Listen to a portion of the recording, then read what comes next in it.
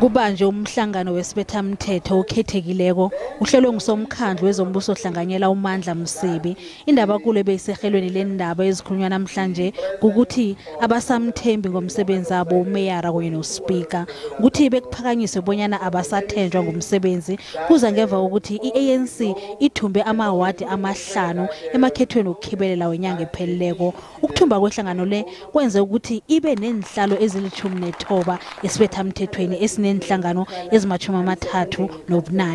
uMeyara, uSimelane kunye noSpika bavotele ukuthi bahlike enkhundleni zabo nanyana bebangekho emhlanganweni nje.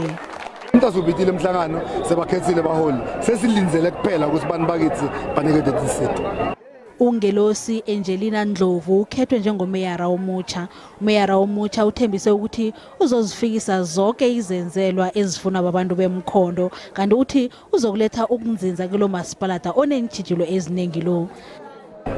Thina njengomasipala sizimisele ekutheni silungise indaba yokuphakelwa kwamanzi kanye nogesi. Into esizofanele siyenze ebalulekile ukuthi sihambe siyohlala phansi nabaphathi baka Eskom sikhuluma ukuthi Eskom angasiza kanjani ekutheni sihlise indaba yale load shedding, ngoba phezulu kwe load shedding uEskom uphinde futhi asinswinye ngoba siyamkwelela.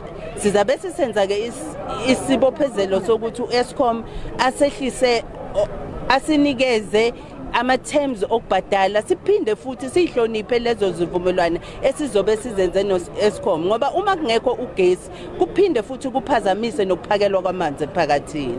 iDA ne-EFF nazo bezingekho emhlanganweni kanti i-ANC yamukele imiphumela yomhlangano. Kusukela namhlanje kuyaphambili uMkhondo local municipality usiwumkhandlu phakathi kwale imikhandlu ngoba i-ANC seyihleli esitulweni sayo lapho kufanele ihlale khona ukuvotelwa nokusekelwa ngabantu baseMkhondo. Nakusenjalo kuthiwa kuzokuthoma iphenyo lesiforensic maduze nje ukuphenya engikhulu eziqeda ukukhutshwezi uMeyara noSpika ngezwa ngobasho ukuthi basebenzise imali zikamasipalada weMkhondo obudlabha.